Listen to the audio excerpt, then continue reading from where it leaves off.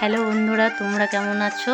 আমি ভালো আছি। চলে আসলাম আজকে আমার কাজের ভিডিও নিয়ে। ভিডিও তো করতে পারছি না, তাই কাজের কিছু মুহূর্ত তোমাদেরকে দেখাতে চাইছি। দেখো, আজকে চতুর্থী, তো রাত 1টা বাজে, এখনও পর্যন্ত আমি শুতে পাইনি।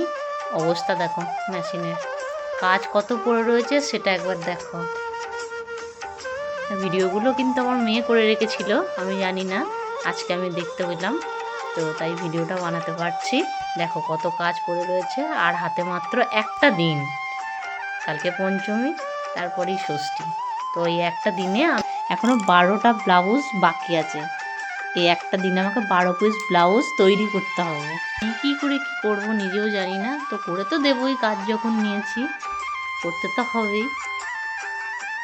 রান্না পর্যন্ত হয়নি, আমার মেয়ে যা করেছিল খেয়েছি।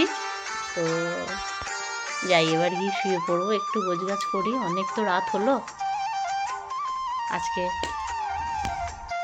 কাজের কিছু মুহূর্ত তোমরা একটু দেখো, আমি কেমন জায়গায় বসে আছি। চারিদিকে আমার কাজ ছড়িয়ে ছিটিয়ে আছে, আসলে একা হাতে করতে হয় তো, তাই জানি না আমার মেয়ে কখন এগুলো করে রেখেছিল, আমি এখন দেখতে পেয়ে তাই আমি পোস্ট করলাম। তো তোমাদের কেমন লাগবে আমি জানি না। দেখো, একা হাতেই সব কিছুই করতে হয়।